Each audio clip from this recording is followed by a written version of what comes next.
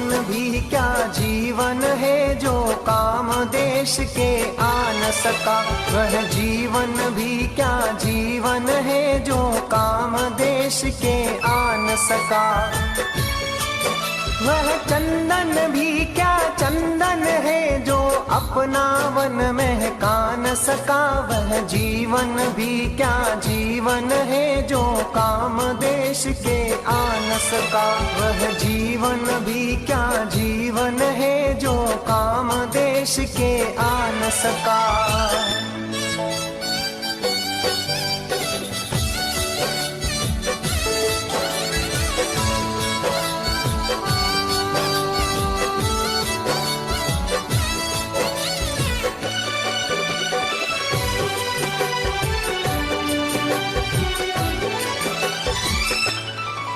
जिसकी धरती पर जन्म लिया, जिसके समीर से सांस चली, जिसके अमृत से प्यास बुझी, जिसकी माटी में देह पली।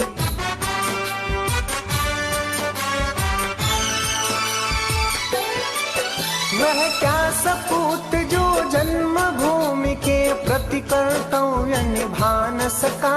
वह जीवन भी क्या जीवन है जो काम देश के आ न सका। वह जीवन भी क्या जीवन है जो काम देश के आ न सका।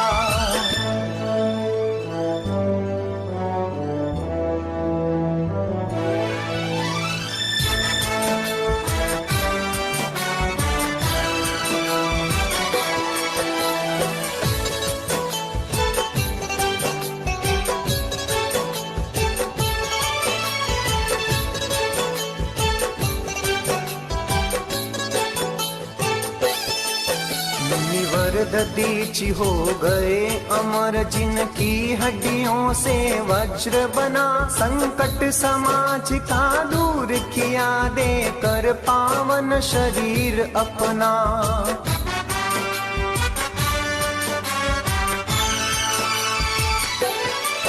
वह मानव क्या समाज के हित जो प्राण प्रसून चढ़ा न सका। वह जीवन भी क्या जीवन है जो काम देश के आ न सका। वह जीवन भी क्या जीवन है जो काम देश के आ न सका।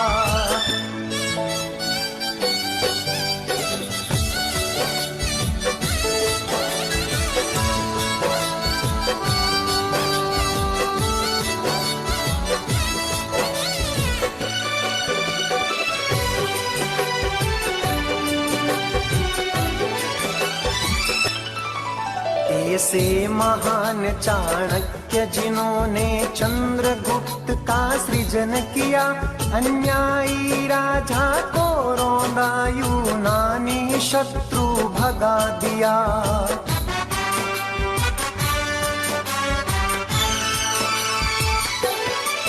वह नाविक क्या जो तूफानों में नौका पार लगा न सका। वह जीवन भी क्या जीवन है जो काम देश के आ न सका। वह जीवन भी क्या जीवन है जो काम देश के आ न सका।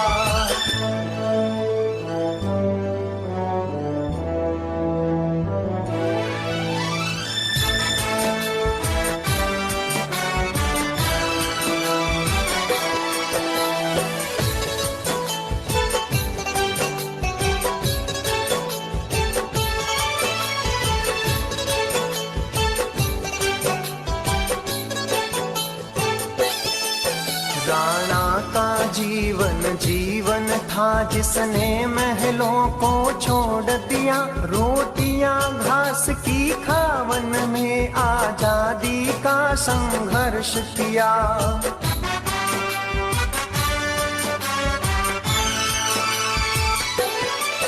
वह देश प्रेम क्या देश प्रेम प्रेम जो कंट कपट अपना न सका, वह जीवन भी क्या जीवन है जो काम देश के आ न सका। वह जीवन भी क्या जीवन है जो काम देश के आ न सका।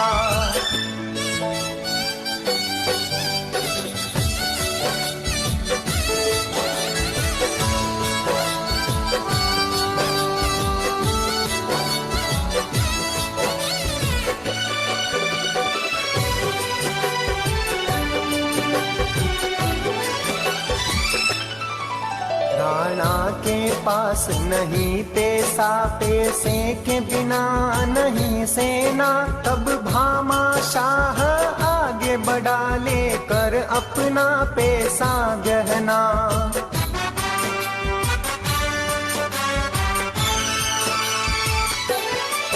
वह धन क्या अवसर आने पर जो त्याग भाव दिखला न सका, वह जीवन भी क्या जीवन है जो काम देश के आ न सका। वह जीवन भी क्या जीवन है जो काम देश के आ न सका।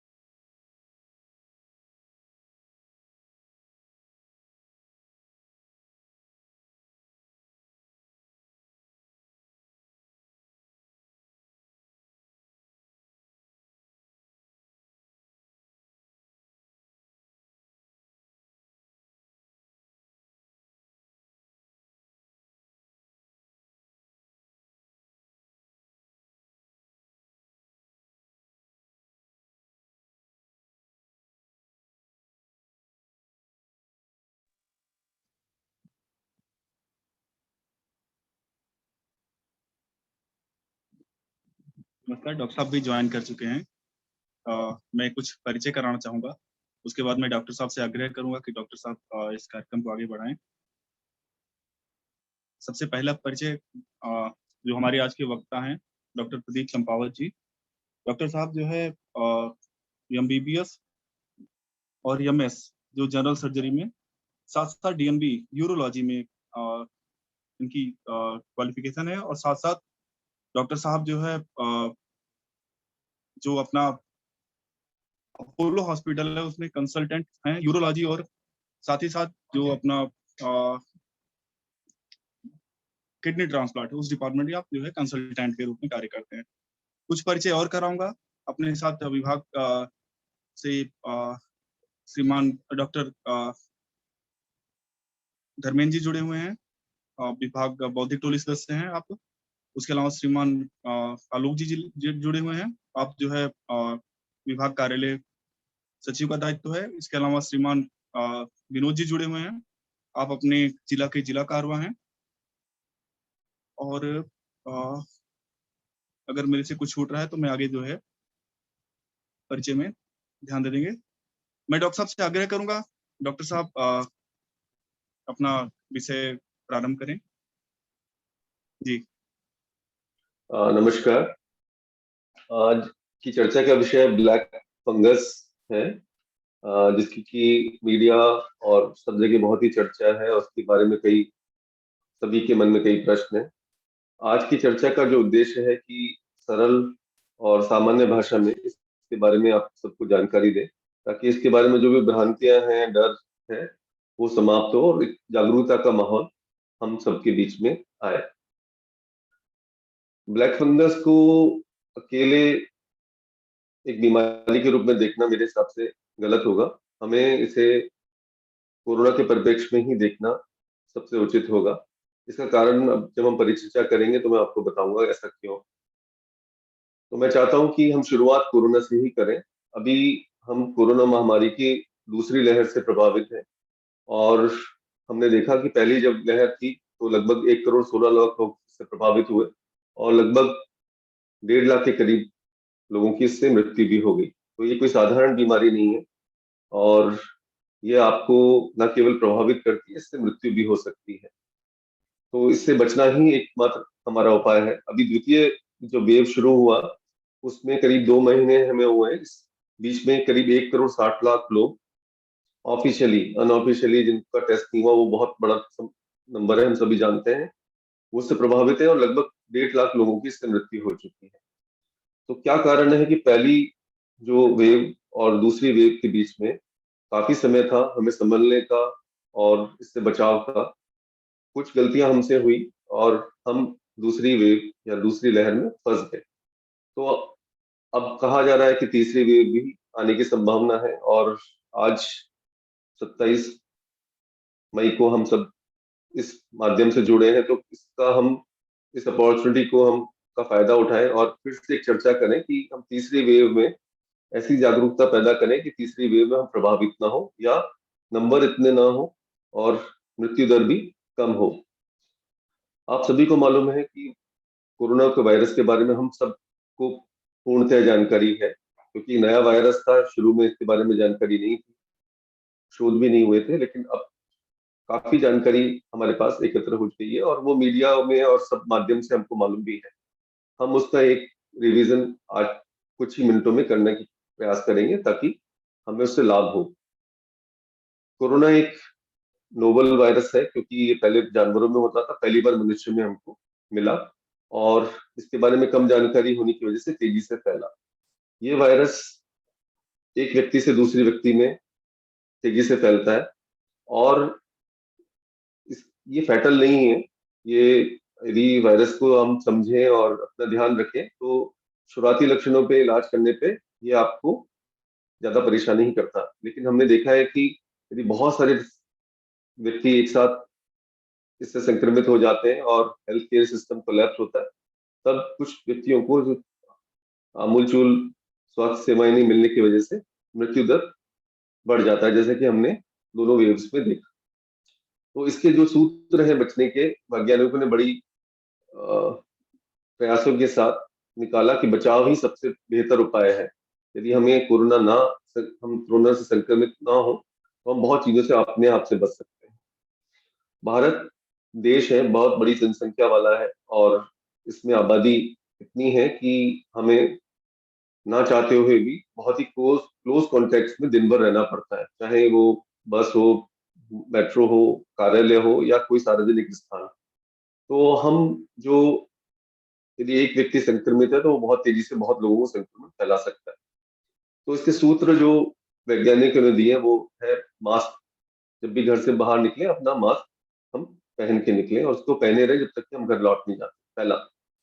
दूसरा है सोशल डिस्टेंस, 2 गज की दूरी, यानी कि 6 फीट से अधिक की दूरी पर ही हम दूसरे से संपर्क करें जितना कोशिश हो सके। जब हम बाहर रहें और हमें किसी से बातचीत करनी है, कुछ कार्य करना है, तो प्रयास करें कि वो इस डिस्टेंस को हम मेंटेन करें। तीसरा सूत्र है कि हम अपने हाथों को बार बार साबुन और पानी से धोते रहें और कोशिश करें कि हाथ चेहरे पे ना लगाएं और संभव हो सके तो हम अपना चेहरा भी साबुन पानी से धो धो सकें। अब ये सारी चीजें पहली वेव में हमें मालूम थी, फिर भी सेकंड वेव हुआ तो कहीं ना कहीं हमारे व्यक्तिगत स्तर पर हमसे कोई भूल हुई है। मुझे जो कारण समझ में आता है कि लोगों ने इसको औपचारिकता के रूप में लिया। उनको लगा कि सरकार ने एक चीज बोली है, हम करें ना करें कोई फर्क नहीं पड़ता, क्योंकि नंबर एक तेजी से घटने लगे थे, बिना मास्क के भी थे, हमें कोरोना दिखता नहीं था। तो लोगों में भ्रांति पैदा हुई कि ये सब चीजें ना भी करें तो हम इससे बच सकते हैं। आज हम 2 मिनट में जानने की कोशिश करेंगे कि ये गाइडलाइंस सरकार ने किस तरह से क्यों बनाई। ये वायरस है, हमने श्वसन तंत्र में रहता है, नाक और मुंह में जब रहता है कोई व्यक्ति संक्रमित होता है और जब भी वो बात करता है, कुछ छींक आती है या वो खांसी करता है, तो ये बहुत सारे वायरसेस जो उसके की श्वसन तंत्र में है, गले में है, नाक में है, वो वातावरण में फैल जाते हैं। वो उनकी जो संख्या आती है वो करोड़ों में होती है, मिलियंस में होती है और वो आसपास के वातावरण में फैल जाते हैं। तो जो भी व्यक्ति उसके संपर्क में आता है वो संक्रमित हो सकता है। तो अब ये यदि हमें बात हम समझ लें कि इस तरह से वायरस दिखाई नहीं देता और किसी भी व्यक्ति से दूसरे व्यक्ति को फैल सकता है, तो आप समझ सकते हैं कि कितना बड़ा खतरा है। तो मास्क एक बहुत बड़ा बैरियर है और हमें सुरक्षा प्रदान करता है। यदि जो संक्रमित व्यक्ति है उसने मास्क पहना हुआ है और उसको तरीके से पहना हुआ है, तो जब भी वो खांसी करेगा, बोलेगा या छींकेगा, तो जो वायरस उससे निकलेंगे उनकी रेंज कम हो जाएगी, वो बहुत दूर तक नहीं जा पाएंगे या उनका नंबर बहुत कम हो जाएगा। जो करोड़ों में है वो संख्या 100,000 में रहेगी, तो वो बहुत सारे व्यक्तियों को एक साथ संक्रमित नहीं कर पाएगा। अब ये कल्पना कीजिए कि जो दूसरा व्यक्ति है उसने भी मास्क पहना हुआ है, तो ये संभावना नगण्य के बराबर हो जाएगी। ये वायरस यदि जिसको संक्रमित करता है उसके शरीर में 10 दिन तक ये संक्रमित अवस्था में ही रहता है, उसके बाद ये डेड हो जाता है अपने आप से, ट्रीटमेंट ले या ना ले, उसके बाद ये दूसरे को संक्रमित नहीं कर सकता। तो हम ये जान के चलें कि 4 दिन पहले लक्षण आने से पहले और फिर उसके बाद 10 दिन का पीरियड है जहां हम दूसरे को संक्रमण दे सकते हैं। यदि इस पीरियड में, इस काल में हम यदि अपने घर पे रहते हैं, सोशल डिस्टेंसिंग रखते हैं और सावधानी रखते हैं या मास्क पहन के रखते हैं, तो बहुत संभावना है कि हम अपने परिवारजन या दूसरे लोगों को संक्रमण से बचा सकते हैं। यही एक तरीका है जिसके द्वारा हम संक्रमण की ये चेन को रोक सकते हैं और नंबर्स को कम कर सकते हैं। शायद इस प्रक्रिया में हमसे कभी कोई भूल हुई। जो मैंने अपने व्यक्तिगत तौर पे देखा कि लोग मास्क पहनते हैं और उसको औपचारिकता के रूप में पहनते हैं कि मास्क मेरी बहुत नाक के नीचे है या गले पे है, या इतना इम्प्रॉपर मास्क है कि वो ना आपको मुंह को ढक पा रहा है, ना नाक को ढक पा रहा है। तो उस मास्क का कोई महत्व नहीं है। वो मास्क आपको सुरक्षा प्रदान नहीं कर सकता, ना दूसरे को सुरक्षा दे सकता है। तो कोशिश करें कि हम सभी सार्वजनिक जीवन में हैं, आप सब कार्यकर्ता हैं, बहुत लोगों से मिलते हैं, तो हम ये अपने बुद्धि के स्तर पर समझे कि हमने मास्क क्यों लगा रखा है। केवल मास्क लगाने से नहीं, इसका पर्पस हम आज हमने डिस्कस किया, हमने समझाया कि इसका पर्पस क्या है। तो हमें दिमाग में रहना चाहिए कि मास्क हमने पहना हुआ है, वायरस हमें दिखता नहीं है, हम हो सकता है संक्रमित हो और दूसरे को संक्रमण दे सकते हैं, या दूसरा व्यक्ति जो हमसे संपर्क कर रहा है वो संक्रमित हो, हमें दे सकता है। तो मास्क हमें एक अच्छी क्वालिटी का प्रॉपर मास्क जो कि नाक से लेके अपने गले तक हो, और उसको इतना हम कस के पहने कि बहुत ज्यादा उसमें गैप ना हो। मास्क को बार बार बदलना, उसको साफ रखना, ये हमारी जिम्मेदारी है कि उसको, वो हमारे पर्सनैलिटी का पार्ट होना चाहिए। जैसे कि हम घर से बाहर निकलते हैं, अच्छी शर्ट पहनते हैं और वो प्रॉपर होता है, तो मास्क भी आपकी पर्सनैलिटी को शो करता है। गंदा मैला कुचैला और बहुत छोटा मास्क जो आपको पूरी सुरक्षा नहीं दे रहा, वो आपके व्यक्तित्व को सही रूप से प्रदर्शित नहीं करता। तो मास्क के बारे में हम बात को हम समझ जाएं और इसको हम पालन करें, तो हम तीसरी वेव में खुद भी बच सकते हैं, दूसरों को बचा सकते हैं। अभी सोशल डिस्टेंसिंग का है इंडिया में, आप सब जानते हैं कि जब हम घर से बाहर निकलते हैं तो ये बहुत संभव नहीं है कि हम 6 गज की दूरी को मेंटेन कर पाए। कोशिश करें कि अपने स्तर पर कर पाए तो बहुत अच्छी बात है, लेकिन जब हम मेट्रो में, बस में या कार्यालय में या किसी सार्वजनिक स्थान पे जाते हैं तो हमने देखा है संभव नहीं हो पाता। तब ये कपड़े वाला मास्क इतना प्रभावी नहीं रह पाता। तो अभी रिकमेंडेशन ये है कि यदि आपके बाद, यदि आपको घर से बाहर जाना है और आपको लगता है कि हम बहुत भीड़ बड़े इलाके में बहुत लंबे समय तक रहेंगे, तो अच्छी क्वालिटी का सर्जिकल 3 प्लाई मास्क या N95 मास्क अपने पास रखें और उसके ऊपर कपड़े का मास्क, डबल मास्क लगा के भीड़ भरे क्षेत्र में जाएं। तो ये एक नई चीज हम सीखने को मिल रही है। पिछली बार हम चाहे घर पे हो या बाहर हो, एक ही तरह का मास्क हर जगह लेके औपचारिकता के रूप में घूमते थे, और जब भीड़ भाड़ के संपर्क में आते थे तो हम संक्रमित हो जाते थे। तो इसका जो महत्व है वो हमको समझ में आता है कि प्रॉपर मास्किंग जो है वो खुले स्थान पे सामान्य मास्क काम कर जाता है, लेकिन यदि एक ही कमरे में 10 लोग बैठे हैं, भीड़ भरा इलाका है, तो वहां हमारी सुरक्षा की और जरूरत होती है, तब हमें डबल मास्क की जरूरत होगी। तीसरा जो सूत्र है कि हम अपना हाथ साबुन पानी से धोते रहे। अब इसका क्या महत्व है, ये गाइडलाइंस उन्होंने क्यों रखी है, इसका भी एक कारण है कि ये देखा गया है कि जो वायरस जब वातावरण में आता है तो वो सेटल हो जाता है सरफेसेस पे। जब हम उसको छूते हैं जाने अनजाने, तो ये वायरस हमारे हाथ में कुछ समय तक के लिए रह सकता है। यदि हमने मास्क नहीं लगाया हुआ तो सामान्य एक अपनी आदत है कि हम चेहरे को, अपनी आंखों को बार बार छूते हैं। यदि मास्क लगाया हो तो ये जो आदत है वो कम देखी गई है, हम छू नहीं पाते। तो हम एक मास्क से बच जाते हैं, लेकिन उसके बावजूद भी यदि हमारे हाथ में वायरस है और हम उसको गलती से भी चेहरे को छू लेते हैं तो हमें संभावना है कि हम संक्रमित हो जाए। तो आप कोशिश कीजिए कि जब भी आपको लगे कि हमको काफी देर घर से बाहर हुआ है और हमने बहुत सरफेसेस को छुआ है, तो आप साबुन पानी से अपना हाथ धो लें। और यदि इसकी व्यवस्था नहीं हो तो सैनिटाइजर से भी अपना हाथ साफ कर सकते हैं, लेकिन यदि दोनों ही नहीं हो तो आप फिर भी बच सकते हैं। अपना हाथ किसी भी तरह प्रकार से अपने चेहरे के पास, चेहरे के आसपास या चेहरे को उस हाथ से ना छुए। तो ये 3 सूत्रों के द्वारा हम सेकंड और थर्ड वेव के बीच में जो अंतर है उसको नाप सकते हैं। हम ऐसा प्रयास कर सकते हैं कि हम खुद सुरक्षित रहें, अपने परिवार को सुरक्षित रखें और एक जिम्मेदार नागरिक के नाते दूसरों को भी संक्रमण ना दें। तो हमारे पास ये 3 सूत्र अपने बचाव के, और चौथा जो एक सूत्र और हथियार हमारे पास है वो वैक्सीनेशन का है।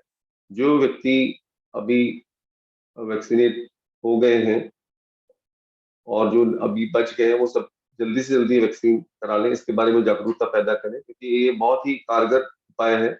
अभी इस वेव में देखा गया कि बहुत सारी जानें केवल इसलिए बच पाई क्योंकि उसमें से बहुत सारे व्यक्ति वैक्सीनेटेड थे। Health care workers, front line officers, police, ये लोग संक्रमित हुए, लेकिन उनको संक्रमण बहुत ही कम सीवियरिटी का था। उनको अस्पताल जाने की भी जरूरत नहीं हुई, घर पे ही सब लोग ठीक हो गए और मृत्यु तो नगण्य थी। एक शोध हुआ, उसमें पाया गया कि जिनको वैक्सीन लगा हुआ था उसमें से 0.06% लोगों को ही हॉस्पिटलाइजेशन की जरूरत पड़ी, जो एक बहुत बड़ी सफलता है। तो हमारे पास 3 सूत्र जो हमने अभी डिस्कस किए, जिनमें शायद हमारी कोई लापरवाही, समझ की कमी की वजह से हम समझ नहीं पा रहे कि सरकार इतना जोर क्यों दे रही है। आज मैंने इसको समझाने की कोशिश की है, तो हम उम्मीद है कि हम उसका पालन करेंगे और तीसरी वेव को हम नकार सकते हैं। इन प्रयासों से हम नकार सकते हैं। अब हम अपने मूल विषय ब्लैक फंगस के बारे में चर्चा करते हैं। एक नई टर्म, नई बीमारी से हमारा सामना हुआ जिसको कि मीडिया ने ब्लैक फंगस का नाम दिया। ये एक फंगल डिजीज है जिसको कि मेडिकल की भाषा में म्यूकोर माइकोसिस कहते हैं, लेकिन मीडिया ने इसको ब्लैक फंगस नाम दिया, जो कि मिसनोमर है, यानी कि इसको वो रिप्रेजेंट नहीं करता है। इसका कारण हम चर्चा में बताएंगे कि क्यों ये ब्लैक फंगस नाम गलत है। जब भी हम ब्लैक फंगस के बारे में चर्चाएं सुनते हैं तो बहुत सारे प्रश्न एक साथ हमारे मन में आता है कि ब्लैक फंगस क्या है। जैसे मैंने बताया कि फंगस डिजीज है जिसके बारे में हम सब जानते हैं। फंगस सामान्य फंगस है जो कि अपने वातावरण में रहता है। ये सब जगह व्यापी है, यूबिक्यूशियस है, सर्वव्यापी है। ये मिट्टी में भी है, वातावरण में भी है, फल सब्जियों में, और हॉट ह्यूमिड क्लाइमेट में भरपूर मात्रा में मिलता है। तो हम किसी तरह से अपना इससे बच नहीं सकते, जैसे और हमारा संपर्क हम रोक नहीं सकते, क्योंकि ये सब वातावरण में है। जैसे अभी हम सब लोग बैठे हैं तो ये बहुत सारी संभावना है कि हम जब सांस ले रहे हैं तो उसमें कुछ स्पोर्स ब्लैक फंगस के हमारे शरीर में भी प्रवेश कर रहे हैं। तो जो ये प्रश्न है कि कैसे फैलता है, ये सांस द्वारा ही फैलता है। वातावरण में स्पोर्स होते हैं, वो हम सांस के द्वारा अपने शरीर में ले पाते हैं। यदि ये इतना सर्वव्यापी है और इतनी भयानक रूप से हमारे सामने आया, तो प्रश्न उठता है कि आज हम चर्चा क्यों कर रहे हैं, क्योंकि ये जानलेवा है। इसकी इतनी चर्चा सब जगह इसलिए हो रही है कि जहां 100 में से 2 मरीज कोरोना की वजह से मृत्यु को प्राप्त होते हैं, इसकी मोर्टेलिटी रेट बहुत बहुत हाई है। हर मामले में 50% से ऊपर, और कुछ मामलों में 75 से 100%। तो आप मान के चल सकते हैं कि इसकी गंभीरता कितनी ज्यादा है, और यही वजह है कि इसने एक भय का वातावरण पैदा किया और आज हम इसी बारे में चर्चा कर रहे हैं। लेकिन एक अच्छी बात यह है कि कोरोना और इसको हम यदि कंपेयर करें, इसकी तुलना करें, तो ये कम्युनिकेबल नहीं है, कंटेजियस नहीं है। कि यदि एक व्यक्ति को ब्लैक फंगस है तो उसके परिवार वालों को या आसपास के जो लोग हैं, ये उनमें नहीं फैल सकता। तो ये एक बहुत बड़ा राहत की बात है कि ये एक व्यक्ति से दूसरे व्यक्ति में जैसे कोरोना फैलता है तेजी से, वो ऐसा नहीं फैलता। तो इससे हमें बहुत ज्यादा इस प्रकार खतरा नहीं है कि एक ब्लैक फंगस 1000 लोगों को ब्लैक फंगस नहीं फैला सकता। अब ये प्रश्न आता है कि किस, जब ये यूबिक्विशियस है, सब वातावरण में है, हम सब सांस में ले रहे हैं, तो कुछ लोगों को हो रहा है, कुछ को नहीं हो रहा, तो कौन लोग हैं जो कि इसके रिस्क जोन में आते हैं? ये बीमारी नहीं है।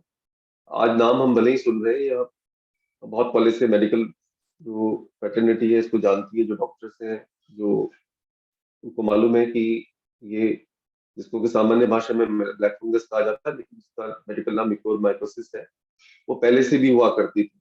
और जिनको होती थी, तो ये जो रिस्क ग्रुप है, हाई रिस्क ग्रुप, वो वेल डिफाइंड है, उसको हम भरपूर अच्छी तरह से जानते हैं कि किन व्यक्तियों में ये बीमारी हो सकती है। तो वो व्यक्ति, उनका हम जिक्र कर लेते हैं कि कौन व्यक्ति है जो कि हाई रिस्क में है और उनको ज्यादा खतरा है। तो वो व्यक्ति है कि डायबिटीज, जिनको कि मधुमेह का रोग है, सभी रोगी नहीं, जिनको अनकंट्रोल डायबिटीज है, जिसको कि मेडिकल भाषा में डायबिटिक कीटोएसिडोसिस कहते हैं, वे व्यक्ति इसकी चपेट में बहुत जल्दी आ सकते हैं। उन्हें संभल के रहने की और जागरूक रहने की बहुत आवश्यकता है। दूसरा ग्रुप आता है कैंसर के मरीज, जो या तो किसी भी प्रकार के कैंसर से ग्रसित हैं या उनके ट्रीटमेंट में रेडियोथेरेपी, कीमोथेरेपी ले रहे हैं। तो ये जितना भी ग्रुप है, वो है जिनका की रोग प्रतिरोधक क्षमता किसी भी प्रकार से कम है, क्योंकि ये वायरस जब हमको अफेक्ट, हमारे शरीर में अंदर जाता है, तो ये जो फंगस है, इसकी विरुलेंस बहुत कम है, ये बहुत वीक जीव है। जैसे ही हमारे शरीर में प्रवेश करता है, हमारी इम्यूनिटी उसे पहचान लेती है और रोग प्रतिरोधक जो हमारी सेल है उसे नष्ट कर देती है। तो हमें मालूम भी नहीं चलता, ना ये हमारे शरीर में फैल पाता है, ना हमें लक्षण दे पाता है, हम स्वस्थ रहते हैं। तो हमें जो भी, जिन भी व्यक्ति की रोग प्रतिरोधक क्षमता सामान्य है, जो स्वस्थ है, उनको ये प्रभावित नहीं कर पाता। तो ये जो जितना भी है रिस्क ग्रुप बना है, वो लोग हैं जिनकी की रोग प्रतिरोधक क्षमता किसी भी कारण से सामान्य से कम है, ये उन्हीं को प्रभावित करता है। तो उसमें पहला जो ग्रुप हमने discuss किया, वो डायबिटीज है, मधुमेह के रोगी, उनमें वो जो अनियंत्रित मधुमेह से पीड़ित है, जिसको डायबिटिक कीटोएसिडोसिस कहते हैं। कैंसर के मरीज जो कैंसर का इलाज कीमोथेरेपी, रेडियोथेरेपी से ले रहे हैं, या ऐसे मरीज जिनको कि रक्त का कैंसर, ब्लड कैंसर है, जो कि इम्यूनिटी को अपने आप से ही कम कर देता है। कुछ मरीज जो कि गुर्दा फेलियर, जिसे सीकेडी कहते हैं, क्रोनिक किडनी डिजीज से ग्रस्त है या डायलिसिस पे हैं, उन्हें भी इस बीमारी का खतरा है। जो मरीज गुर्दा या लिवर फेलियर के बाद ऑर्गन ट्रांसप्लांट करा चुके हैं और उनको कुछ दवाएं चलती हैं जो कि इम्यूनो सप्रेशन करती हैं, इम्यूनिटी को डाउन करती हैं, क्योंकि उनके लिए वो जरूरी है, वो बहुत महत्वपूर्ण उनके लिए दवाएं हैं, वे व्यक्ति भी इस बीमारी से ग्रसित हो सकते हैं। कुछ बीमारियां ही अपने आप में ऐसी हैं जो कि आपकी इम्यूनिटी को कर देती है, जैसे HIV। तो वे व्यक्ति भी इससे प्रभावित हो सकते हैं। और बहुत सारी बीमारियां जैसे ऑटोइम्यून डिजीज जिसे कहते हैं, जिनमें इलाज ही स्टेरॉइड है, जो कि इम्यूनिटी को कम करता है, और व्यक्ति उनको उस स्टेरॉइड को बंद नहीं कर सकता, क्योंकि वो उसकी स्वास्थ्य के लिए ठीक है। तो ऐसे लंबे समय तक जो स्टेरॉइड पे है, वो व्यक्ति भी थोड़े हाई रिस्क ग्रुप में बने रहते हैं और उनको म्यूकोरमाइकोसिस होने की संभावना रहती है, क्योंकि ये सर्वव्यापी है। एनवायरनमेंट में तो आप हमेशा हर समय इसकी स्पोर्ट्स को इनहेल कर रहे हैं। जब भी आपकी इम्यूनिटी कम हुआ, उसको चांस मिलता है, और जब इम्यूनिटी उसको खत्म नहीं कर पाती, वो आपके शरीर में प्रवेश कर जाता है, फैलता है और लक्षण देने लगता है। ये जो ग्रुप है, इसमें ये ग्रुप पहले भी था, पहले भी हम इसके केसेस देखते थे, लेकिन उनकी संख्या बहुत कम थी। संख्या आप मान के चलिए 10,000 यदि ऑर्गन ट्रांसप्लांट केसेस, तो 6 लोगों में हमको दिखता था, बहुत ही कम नंबर था। अभी आप देखेंगे कि कोरोना के बाद में ये नंबर इतना हो गया कि 10 साल में जितने केसेस दिल्ली में नहीं आए, वो 2 सप्ताह में हमको देखने को मिल गए। तो एक बहुत बड़ा नंबर है। इसको सरकार को इसको गंभीरता से लेना पड़ा और नोटिफिकेबल डिजीज घोषित करना पड़ा। तो ये क्या कारण है? इसमें तो मूल कारण कोरोना ही निकल के आता है। तो अभी जो मैंने बातचीत की शुरुआत कोरोना से की, उसका एक पर्पस यह था कि जब आप ये प्रश्न पूछेंगे इसका बचाव क्या है, तो सबसे बड़ा बचाव ये है कि आपको कोरोना ना हो, तो आप इससे बच जाएंगे, क्योंकि जो रिस्क ग्रुप में सामान्य आदमी है नहीं, वो उस रिस्क ग्रुप में तभी प्रवेश करता है जब उसको कोरोना है। और यही कारण है कि हमको इतने बड़े नंबर संख्या में ब्लैक फंगस या म्यूकोरमाइकोसिस केसेस देखने को मिले। अब आप अनुमान लगा सकते हैं कि जो रिस्क ग्रुप हमने अभी डिस्कस किया, यदि उनको कोरोना हो जाता है और कोरोना में उन व्यक्ति को यदि हॉस्पिटलाइजेशन की, आईसीयू की, ऑक्सीजन सप्लीमेंट की जरूरत होती है, और कोरोना में जो एक अभी तक हमें कोई ऐसी दवा कारगर नहीं मिली, लेकिन जो जान को बचाने के लिए जो दवा दो है वो स्टेरॉइड और ब्लड थिनर्स ही हैं। और इन दोनों दवाओं ने लाखों लोगों की जान भी बचाई है। तो ये स्टेरॉइड से डरने की जरूरत नहीं है। ये बहुत ही महत्वपूर्ण दवा है, कोरोना की लड़ाई में इसने हमारा बहुत साथ दिया है और इसकी वजह से बहुत सारी जानें हम बचा पाए हैं। लेकिन इसका दुरुपयोग या मिसयूज होने की वजह से बहुत सारे लोग उस श्रेणी में आए कि उनको और कोरोना रिलेटेड कॉम्प्लिकेशन जैसे कि म्यूकोरमाइकोसिस हो पाया। तो ये बीमारी यदि होती है किसी को और वो स्टेरॉइड भी लेता है तो उसे डरने की जरूरत नहीं है। लेकिन आवश्यकता है कि जो आपके फिजिशियन हैं, डॉक्टर हैं, उनसे संपर्क में रहें, जो डोज वो प्रिस्क्राइब करें वही लें, जितने समय के लिए वो बोलते हैं उतना ही लें, ऑन द काउंटर किसी के कहने पे ना लें, और अपनी तरफ से इस दवा का उपयोग न करें, क्योंकि ये दवा डॉक्टर की देखरेख में ही लेना ठीक है। इसका दुष्प्रभाव हम देख चुके हैं, तो ये गलती अब हम आगे ना करें, ना किसी को करने दें।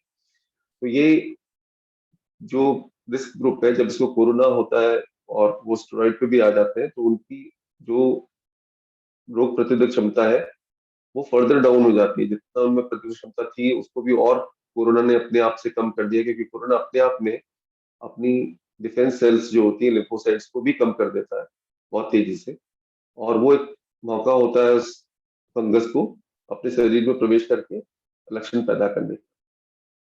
यहाँ तक हम सब एक बात समझ गए हैं कि जो म्यूकोरमाइकोसिस है ये सामान्य जन में नहीं हो सकता, इसलिए घबराने की जरूरत नहीं है। लेकिन यदि एक बार आपके हो जाता है तो इसकी ये एक बहुत घातक बीमारी है और ये जानलेवा साबित हो सकती है। तो इससे बचने के उपाय, बचाव बहुत जरूरी है। दूसरा, जिनको ये बीमारी या जो हो जाती है तो वो उसको कैसे पहचानें, हाई रिस्क ग्रुप स्पेशली, मैं सभी लोगों के लिए नहीं, लेकिन ये जो जो high risk group, diabetes, cancer, CKD, post organ transplant patients, immune deficiency syndrome के जो एचआईवी के पेशेंट्स हैं, और जिन्होंने किसी भी कारण से बहुत लंबे समय तक स्टेरॉइड लिया है और जिन्हें कोरोना भी हुआ है, स्पेशली ये वर्ग को सजग रहने की जरूरत है। यदि इस श्रेणी के कोई भी व्यक्ति है तो वो कैसे पहचाने कि हमको ये म्यूकोरमाइकोसिस हुआ है, क्योंकि ये घातक बीमारी है, जानलेवा है। तो जिसके प्रारंभिक लक्षण को हम पहचान पाए और उसी समय इसकी पकड़ कर ले और तुरंत से आप चिकित्सीय सहायता लें, तो ये जानलेवा नहीं रहता और हम इसका सफलतापूर्वक इलाज कर सकते हैं।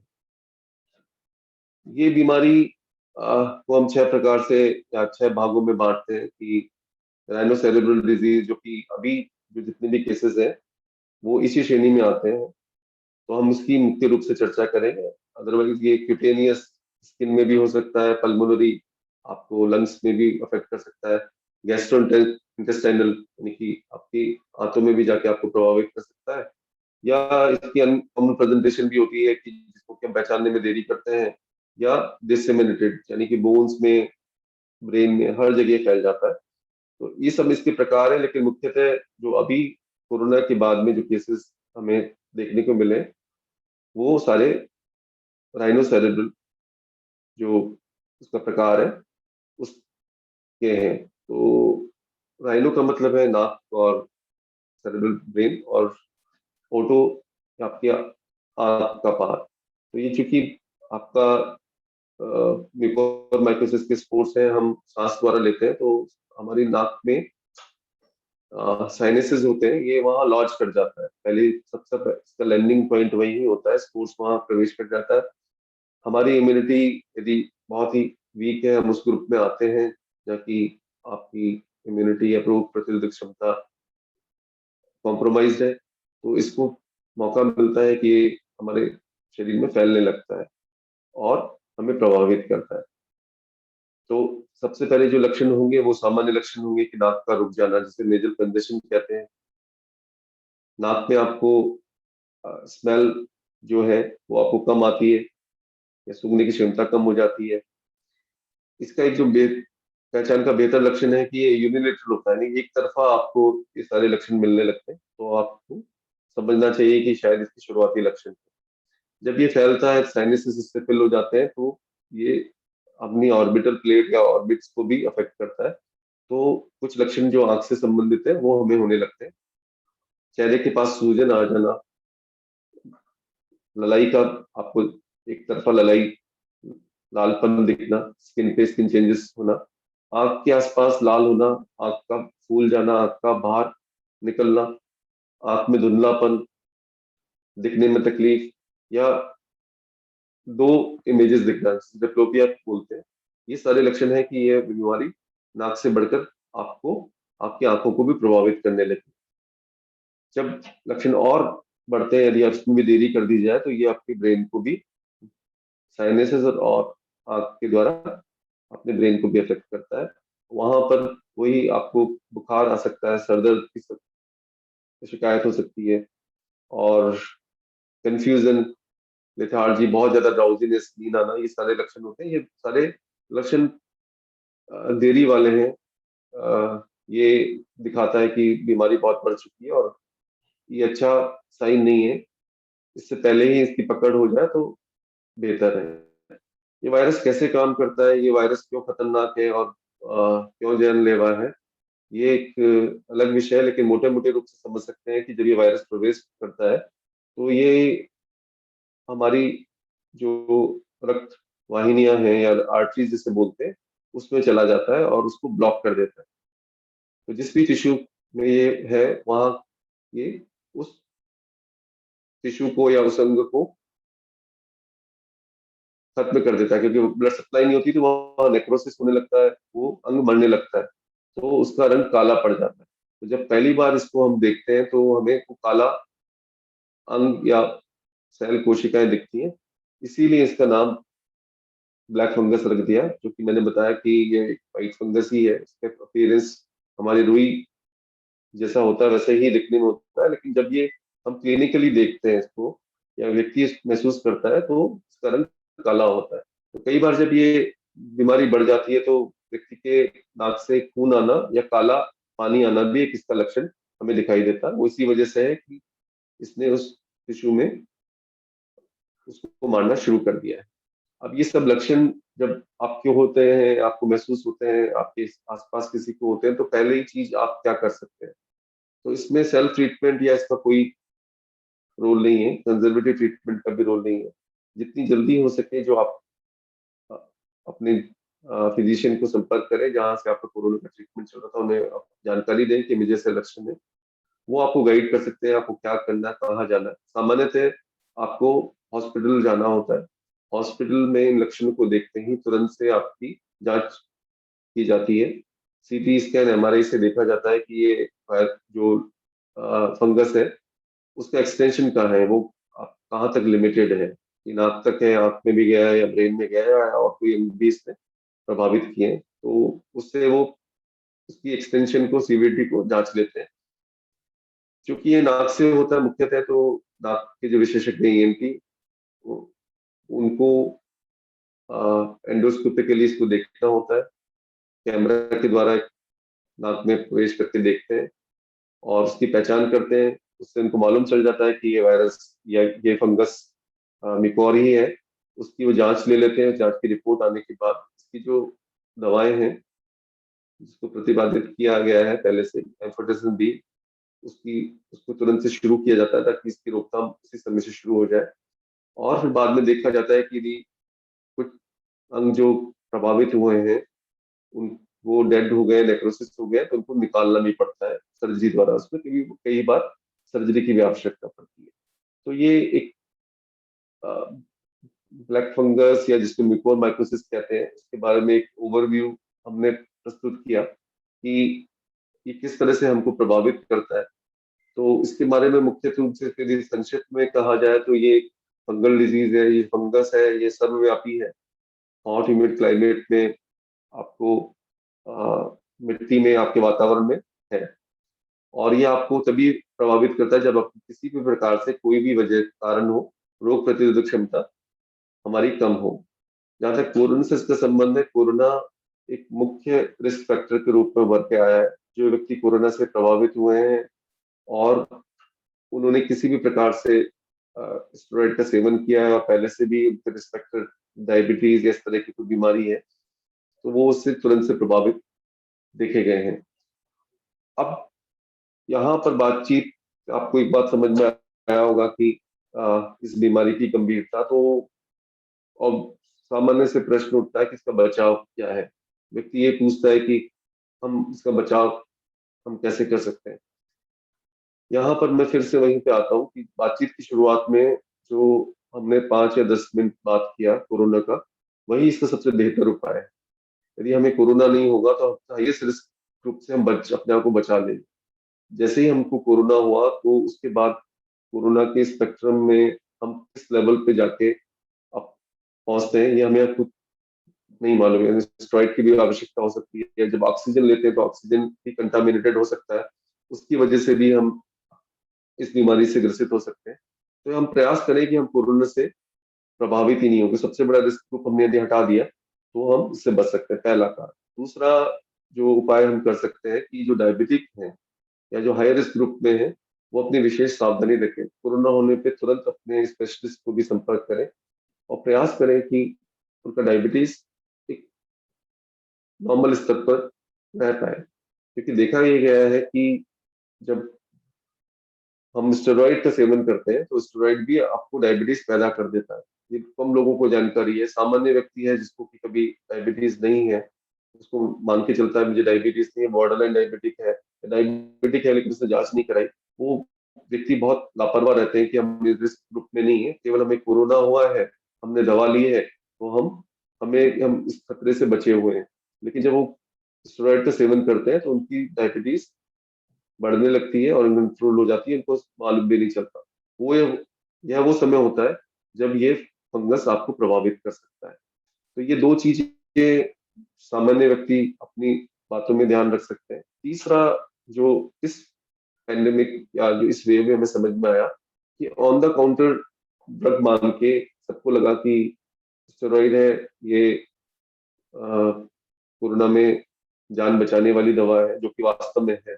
ऐसी बात नहीं है, इसने बहुत लोगों की जान बचाई है इस पैंडेमिक में। लेकिन इसका अपने से उपयोग कि किसी ने कहा कि ये डोज है, मैं ले रहा हूँ, आप भी ले लीजिए, वो उसने लेना शुरू कर दिया। उसको कितने समय तक लेना है उसका कोई मालूम नहीं। आप लगातार लेते रहे कि यदि अच्छी दवा है तो ज्यादा खाने में भी कोई बुराई नहीं। इसके दुष्प्रभावों को जाने बिना आपने लंबे समय तक सेवन किया, अपने डॉक्टर से संपर्क नहीं किया, आपने अपने डायबिटीज को भी चेक नहीं किया, तो इस तरह के व्यक्ति अपने लापरवाही की वजह से इस दुष्चक्र में फंस के और ये म्यूकोरमाइकोसिस के शिकार हो सकते हैं। एक और विषय भी समझ में आया है कि जो हम मास्क पहनते हैं, इसकी हाइजीन के बारे में अभी तक कोई बात नहीं हुई। तो अभी इसको ये स्टैब्लिश नहीं हुआ है, लेकिन सामान्य ज्ञान से हम जान सकते हैं कि ये यदि वायरस सर्वव्यापी हर जगह है, दूर मिट्टी सब जगह है, तो क्यों ना हम अपना जो बचाव जिस मास्क से करते हैं उसको साफ सुथरा रखें। हर व्यक्ति अपने 3 या 4 अच्छी क्वालिटी का मास्क अपने पास रखे। जब घर से निकले तो एक मास्क साफ वो पहले, एक मास्क को अपने बैग में पॉलीथीन या कपड़े में अच्छे से या पॉकेट में रखे। जब उसे महसूस हो कि ये हमारा जो मास्क हम यूज कर रहे हैं 3-4 घंटे में पसीने में या ह्यूमिडिटी की वजह से गीला हो गया है या नम हो गया है, उस मास्क को हम बदल लें। घर आने के बाद तो मास्क को डिटर्जेंट में पानी में डाल दें, उसको धो के सुखाएं धूप में, प्रेस करके ही उसको दोबारा उपयोग में लें। तो ये छोटी सी सावधानी है, अभी स्टैब्लिश नहीं है कि ये कारण है, लेकिन यदि सामान्य रूप से जाने कितनी प्राण जानलेवा बीमारी है, यदि इसको बचने के लिए हम छोटा सा उपाय ये भी कर लें तो कोई बुराई नहीं है। तो ये बचाव के उपाय यही 2-3 बिंदु हैं जिससे कि हम इस से बच सकते हैं। डरने की जरूरत नहीं है। जिनकी इम्यूनिटी या रोग प्रतिरोधक क्षमता ठीक है, जो कि 99% लोगों में है, जो रिस्क ग्रुप में नहीं आते हैं, वो सब लोग व्यक्ति इस फंगस से आराम से लड़ सकते हैं। उन्हें कोई खतरा नहीं है। लेकिन यदि आपको कोरोना होता है तो आप इस खतरे के ग्रुप में अपने आप से शामिल हो जाए। मैं अपनी बात यही समाप्त करता हूँ। किसी के मन में कोई जिज्ञासा, शंका या कोई प्रश्न हो तो वो पूछ सकते हैं। जी डॉक्टर साहब, एक प्रश्न श्रीमान जगत जी का आया है, आप बदरपुर से हैं। तो उन्होंने प्रश्न किया है कि अगर हमें कोरोना की दोनों वैक्सीन लग गई है तो क्या हमें हम्म। कितना रिस्क है इसका? नहीं, देखिए, कोरोना की वैक्सीन और फंगस का कोई संबंध नहीं है। मैंने आपको बताया कि अभी जो पेंडेमिक में जिन लोगों को मिकोर माइकोसिस हुआ है, उसमें सबसे बड़ा रिस्क फैक्टर है कि उनको कोरोना हुआ, और कोरोना के ट्रीटमेंट के दौरान जो दवाएं ली गई उससे उनकी इम्यूनिटी कम हुआ, और उसके कारण वो ब्लैक फंगस या मिकोर माइकोसिस के शिकार हुए। जब हम वैक्सीन लेते हैं तो वैक्सीन से जो हमारा बचाव कोरोना से होता है सबको मालूम है। लेकिन ऐसा नहीं है कि हमको पूर्ण स्वतंत्रता या कवच देता है कि हम अ, संक्रमित नहीं होंगे। लेकिन वैक्सीनेटेड व्यक्ति, जो भी जिसको वैक्सीन दोनों डोजेस लगा हुआ है, उसकी इम्यूनिटी कोरोना के अगेंस्ट इतनी होती है कि जब कोरोना वायरस को प्रवेश करता है तो पहले दिन से ही हमारी रोग प्रतिरोधक क्षमता उससे लड़ना शुरू कर देती है। उसको बहुत कम चांस मिलता है कि वो हमें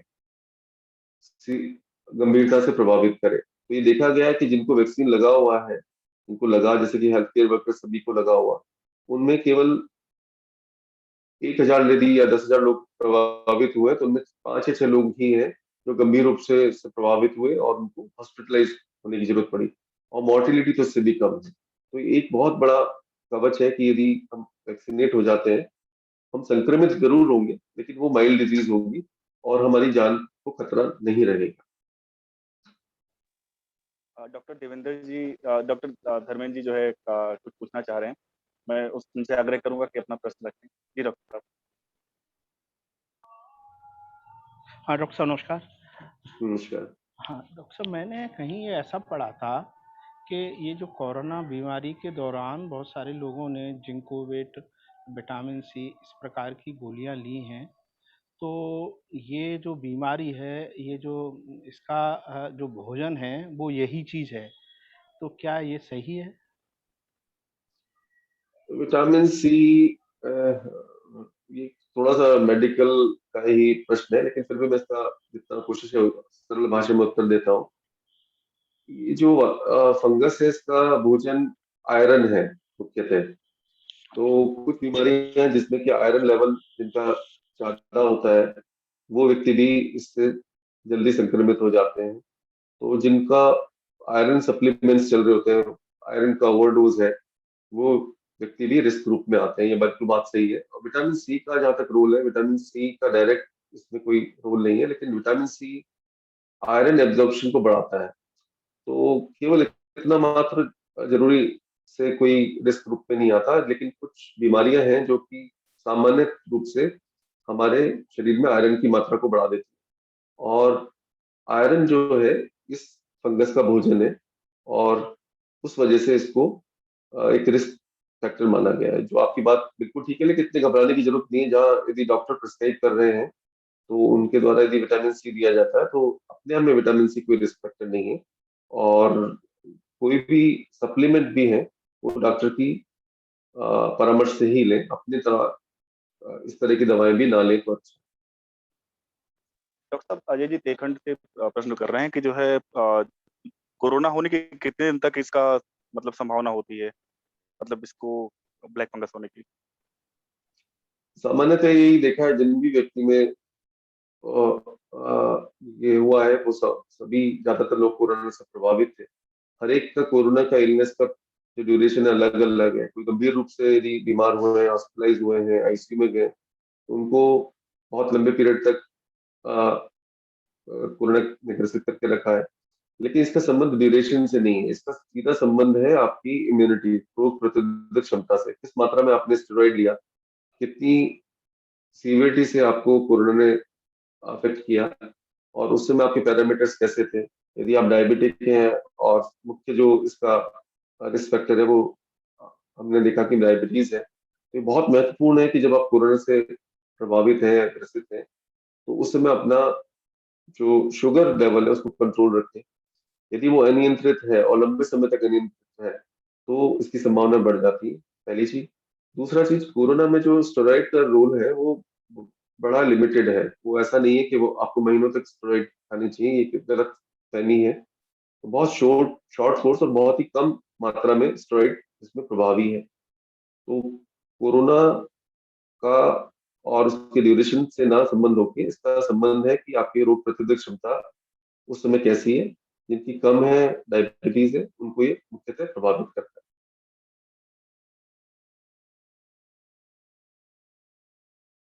डॉक्टर कुंदन जी प्रश्न कर रहे हैं कि उनको 5 साल से एलर्जी है, तो क्या उन्हें वैक्सीन लेनी चाहिए? एलर्जी की दवाई चल रही है उनकी। हाँ हाँ, एलर्जी, जिन लोगों को भी एलर्जी है, क्योंकि अभी तक ये देखिए ये करीब 19 करोड़ लोगों को वैक्सीन लग चुका है, तो एक बहुत बड़ा नंबर है और किसी को भी इससे बहुत तकलीफ नहीं हुई है। तो आप जो खतरा आपके सामने है वो बहुत बड़ा है, तो आप वैक्सीन ले सकते हैं।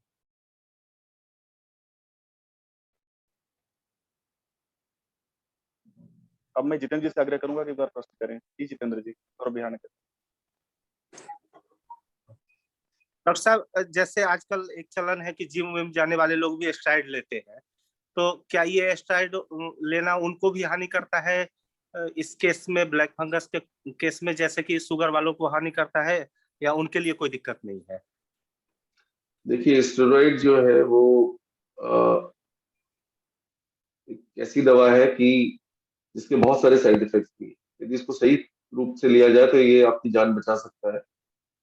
यदि इसको आप इसका दुरुपयोग करेंगे तो ये जरूर आपके शरीर को बहुत रूप में प्रभावित करता है। तो जैसे आपने कहा कि जिम में जो प्रोटीन शेक वगैरह में बच्चे लेते हैं उसमें स्टेरॉइड होता है, तो स्टेरॉइड का हमने एक ही रूप देखा है कि ये आपकी रोग प्रतिरोधक क्षमता को कम करता है, लेकिन इसके बहुत सारे प्रभाव आपके ब्लड प्रेशर पे, आपकी शुगर पे, ओबेसिटी पे, ये बहुत तरह से आपको प्रभावित करता है। तो केवल ब्लैक फंगस के लिए आप इसको रोक रहे हैं ये नहीं, आपको किसी भी वजह से यदि आप इसका सेवन कर रहे हैं तो उसको तुरंत से रोक देना चाहिए। अ, मैं करूंगा कि जो है प्रश्न करें अपना। जी आलोक जी। जी डॉक्टर साहब, नमस्कार। नमस्कार। एक, जैसे कोरोना संक्रमित हुआ कोई व्यक्ति और वो उसके 4-5 दिन उसने स्टेरॉइड खाया, तो वो कितने दिनों तक उसका ऐसा रहता है कि अगर उसने टेस्ट भी नहीं कराया शुगर का, और शुगर कितने दिन तक हमको लगना चाहिए कि अभी ठीक हो गया होगा, अभी नॉर्मल हो गया होगा? कितना समय लगता है उसको ठीक होने में, शुगर को डाउन होने में, अगर शुगर बढ़ गया लॉकडाउन के देखिए, दौरान? हाँ नहीं, इसका कोई बहुत फिक्स फॉर्मूला नहीं है कि आपको बता दिया जाए कि आ, ये इसी तरह हर शरीर पे अलग तरीके से बिहेव करता है। इसकी मात्रा, ड्यूरेशन पे निर्भर करता है, आपके खान पान पे भी निर्भर करता है, इस पे भी निर्भर करता है कि आपको पहले से शुगर है, वो कंट्रोल था या नहीं था, या आप शुगर के मरीज नहीं थे और स्टेरॉइड खाने के बाद का आपका शुगर फ्लक्चुएट कर रहा है। तो बहुत सारे बिंदु हैं। फिर भी ये मान के चला जाता है कि शॉर्ट कोर्स जो हम कोरोना में मरीज को देते हैं उससे ये मिनिमल प्रभावित होता है। जैसे ही हम इसको टेपर ऑफ करते हैं स्टेरॉइड को, इसका प्रभाव खत्म हो जाता है। लेकिन ये बात जरूर है कि यदि आपने किसी भी कारणवश अधिक मात्रा में और लंबे समय तक इसका सेवन किया है तो ये आपको लंबे समय तक प्रभावित कर सकता है, और ऐसा हो सकता है कि आपको डायरेक्ट ये डायबिटीज की बीमारी भी दे के चला जाए। बंद करने के बाद भी आप डायबिटीज के रोगी बन जाए। तो इसमें बहुत सावधानी बरतने की जरूरत है कि डॉक्टर जितना आपको प्रिस्क्राइब करे उसको समझ लीजिए। जब जितनी मात्रा में वो कहें उसी मात्रा में आप लीजिए, और जब वो उसको कहें कि इसकी मात्रा को धीरे धीरे कम करना है तो उसी के अनुरूप अनुरूप उसको कम करके बंद आपको करना पड़ता है। तो इसमें ऐसा नहीं है कि सभी व्यक्ति को डायबिटीज होगा या शुगर फ्लक्चुएट करेगा। ये इस पे निर्भर करता है कि उनका डायबिटिक लेवल दवा लेने से पहले किस स्तर पर था। अभिमन्यु जी कुछ प्रश्न करना चाह रहे हैं। जी अभिमन्यु जी, एक बार अनम्यूट करके अपने आप को।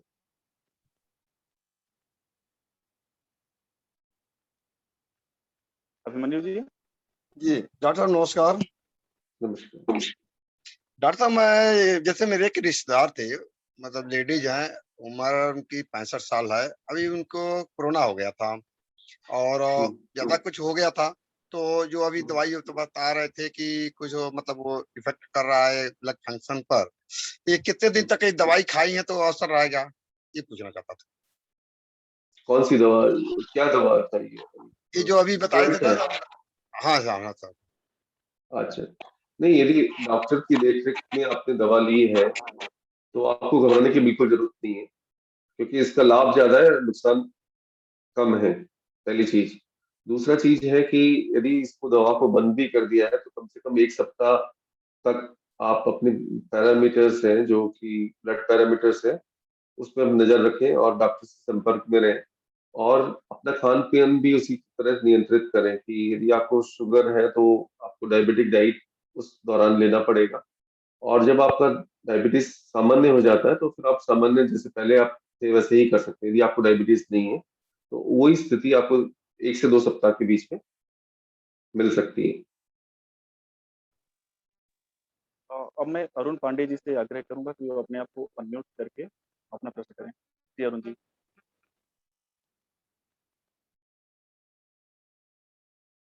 हेलो, नमस्कार डॉक्टर साहब। नमस्कार। डॉक्टर साहब, अगर कोरोना हुआ है और वैक्सीन लेनी है तो कितने दिन के बाद ले सकते हैं ठीक होने के? ये आपको पूर्ण लक्षण है, आपको बुखार भी है, आपने 4-5 दिन बुखार रहा है, आरटीपीसीआर आपका पॉजिटिव है, स्टैब्लिश है कि आपको कोरोना हुआ था, तो आप यदि पूरी तरह से रिकवर हो गए तो कम से कम 4 से 6 सप्ताह का आपको गैप देके वैक्सीन लेना चाहिए। और उसका कारण यह है कि यदि आपको फुल ब्लोन कोरोना डिजीज हुई है तो 4 से 6 सप्ताह तक आपके अंदर रोग कोरोना से लड़ने की रोग प्रतिरोधक क्षमता रहती है, यानी कि आपके पास एंटीबॉडीज बन जाते हैं, तो आपको कोरोना से खतरा उस समय उस पीरियड में नहीं रहता। उसके बाद आप वैक्सीन लगा सकते हैं।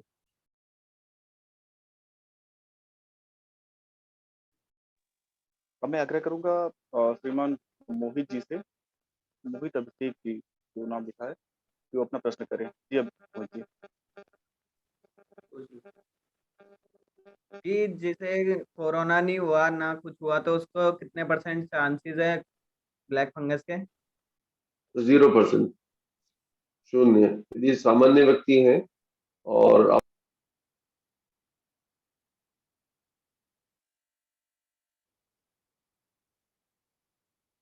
डॉक्टर साहब गलती आपका म्यूट हो गया है डॉक्टर।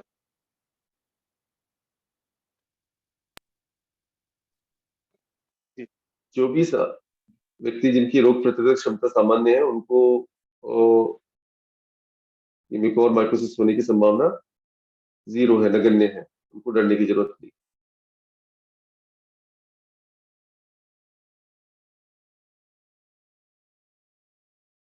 डॉक्टर साहब लगता है आप लोगों ने सभी के प्रश्न ले लिए हैं, और अभी अपने साथ जो है अपने जिले के जिला प्रचारक श्रीमान बिंदी भी जुड़े हैं। मैं उनसे आग्रह करूंगा अगर कुछ हमारे लिए सूचनाएं हो या कुछ बातें हो तो उसमें ऐड करें। जी सर। जी जी भाई साहब।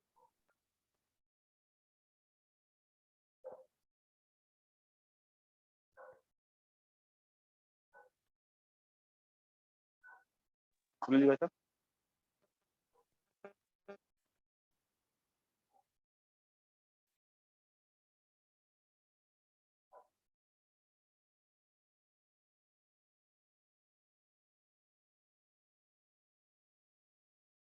अपने साथ श्रीमान विनोद जी भी जुड़े हुए हैं, अपने जिले के सह जिला कारवा हैं, तो जिला कारवा जी।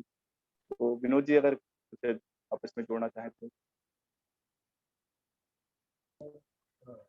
नमस्कार। आपने बड़ी अच्छी नमस्कार। जानकारी दी, और जो एक इसका डर का माहौल सा बना हुआ था, घबराहट थी लोगों के मन में, उम्मीद है हम सबको इससे बड़ा लाभ मिलेगा और हमारा हौसला बढ़ेगा, और हौसला बढ़ने से अपनी इम्यूनिटी भी मजबूत रहेगी।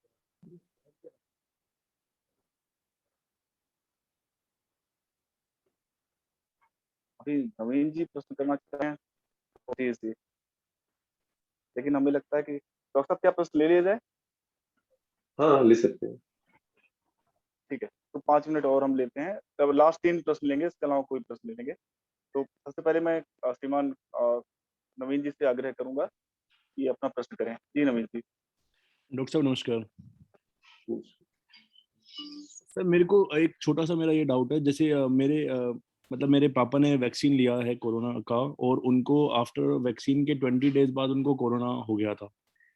अब मतलब माइल्ड उनको सिम्टम हुए थे, आरटीपीसीआर उनका 30 आया था, तो वो मतलब 6 to 7 डेज में वो ठीक हो गए थे। तो अब मैं बस ये जानना चाह रहा हूँ कि अब उनका जो सेकंड वैक्सीनेशन है, वो हमें आपने जो बताया as per your decision 4 to 5 days, मतलब 4 to 5 वीक्स के बाद ही लेना है, या फिर कोई और लंबे समय से वेट करना है, हम लगा सकते हैं अब? अभी कौन सा वैक्सीन लगा था, कोविशील्ड या कोवैक्सीन? सर कोविशील्ड लगा था, मतलब 5 अप्रैल को वैक्सीन लगा था, और उनका 25 अप्रैल को उनको कोविड हुआ था। तो अभी तो उनको समय है, क्योंकि कोविशील्ड तो 84 डेज पे ही अब रिकमेंडेड है, तो उस समय तक इनका पीरियड पूर्ण हो जाएगा। तो माइल्ड इलनेस है तो 3 वीक्स के बाद आप लगा सकते हैं। तो मेरे ख्याल से अभी तो उनको समय है। Okay sir. अभी उनका जो शेड्यूल है, आप शेड्यूल हो गया होगा, आप ऐप पे भी देखेंगे। तो अब जो रिकमेंडेशन है वो 84 डेज का है सेकेंड डोज का, तो उस समय तक तो ये पीरियड भी निकल जाएगा। सतीश जी से आग्रह करूंगा कि प्रश्न करें। जी सतीश जी। डॉक्टर साहब नमस्कार। मेरा भी एक दरअसल उसी तरह का प्रश्न था कि मैं भी पॉजिटिव हुआ था और मेरे घर से भी मैं जब पॉजिटिव हुआ था, मेरा जो पहला जो डोज लगने के एक दिन बाद में बुखार वगैरह आया, तो मैंने चेक कराया था, उसके बाद टेस्ट कराया था, तो उसके बाद मैं पॉजिटिव हो गया था। और मेरा भी ज़्यादा हैवी नहीं था, तो हफ्ते 10 दिन में मैं रिकवर हो गया था। और मैंने वैसे तो एलोपैथिक दवाई नहीं ली, होम्योपैथिक दवा ली थी। लेकिन मैं एक तो ये भी जानना चाह रहा हूँ कि मैं अभी कितने दिन बाद मेरा सेकंड डोज होगा। दूसरा, मेरी वाइफ का फर्स्ट डोज होगा, मतलब अभी उन्होंने पहला डोज नहीं लगवाया, वो भी मेरे साथ पॉजिटिव थी। और हफ्ते 10 दिन में हम लोग ठीक हो गए थे। अच्छा, तो ये आपको आरटीपीसीआर पॉजिटिव था आप दोनों का?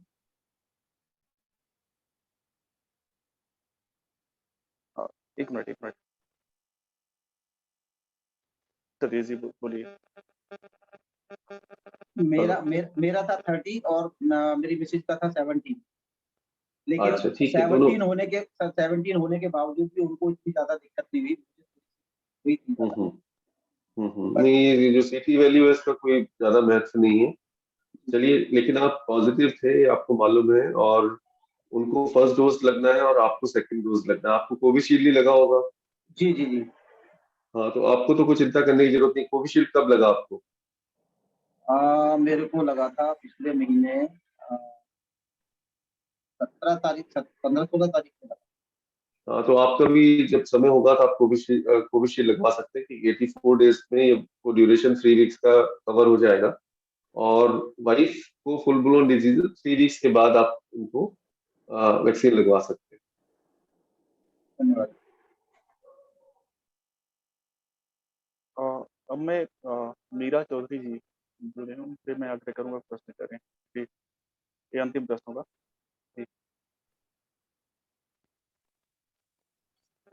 सर मेरा क्वेश्चन ये है कि कोरोना होने के बाद आपने बोला कि 6 वीक वेट करने के लिए वैक्सीनेशन के लिए, अगर वो कोरोना पेशेंट ठीक हो गया है उसके बाद उनको ब्लैक फंगस हो गया उसी बीच में, क्योंकि वो 6 मंथ का वेट कर रहे हैं वैक्सीनेशन के लिए, तो उनको प्रिकॉशन के लिए क्या उपाय करना चाहिए?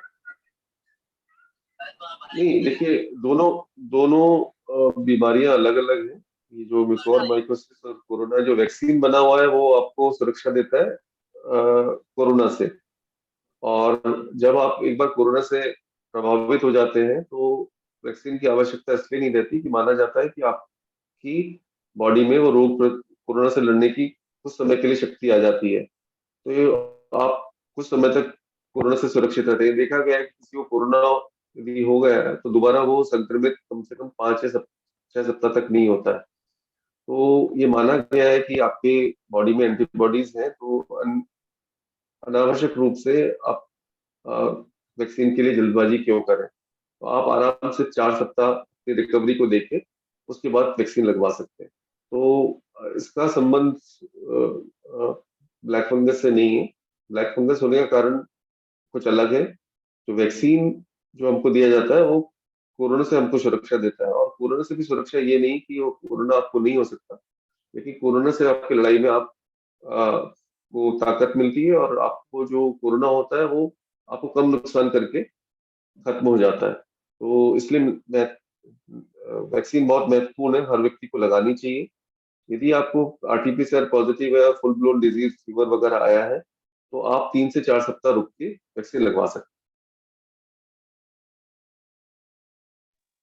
डॉक्टर साहब, हमें लगता है कि आपने जितने भी प्रश्न थे सभी ले लिए, और हमारी जो बहुत सारी समस्याएं थी, जो बहुत सारे प्रश्न थे हमारे मन में कि ब्लैक फंगस के बारे में बहुत सारे डर हमारे मन में थे, तो हमने अपने सभी प्रश्न ले लिए। बहुत बहुत धन्यवाद। मैं जिले की तरफ से आपको धन्यवाद करूंगा। ठीक है भाई साहब, हैं। अपनी बैठक को भी स्थगित करते हैं। और जी भाई, धन्यवाद। सभी को नमस्कार, धन्यवाद।